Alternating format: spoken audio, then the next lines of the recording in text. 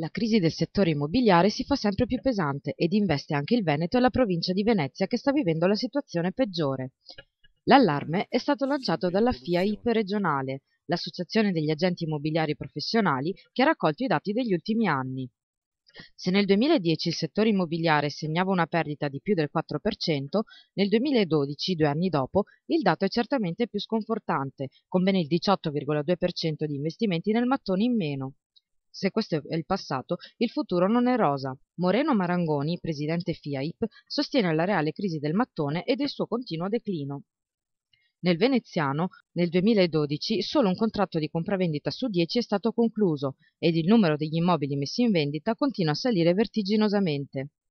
Nonostante i prezzi delle case in vendita continuino a scendere, le famiglie non riescono ancora, a causa della crisi, a permettersi di comprare un immobile.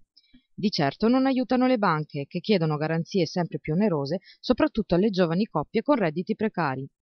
I giovani sono quelli che acquistano di meno e costituiscono solo il 17% del mercato. Sopra i 30 anni sono famiglie con figli a costituire la fetta più importante degli acquirenti, il 45%, mentre le coppie senza figli sono il 37%. La crisi ha costretto anche a ridimensionare le esigenze. La maggior parte chiede appartamenti con 2 camere e sono il 54%, mentre soltanto il 17% chiede le classiche 3 camere. Se gli affari diminuiscono, le agenzie soffrono. Nel 2011 200 agenzie immobiliari venete hanno dovuto chiudere i battenti. Ma cosa si può fare per risollevare il mercato del mattone?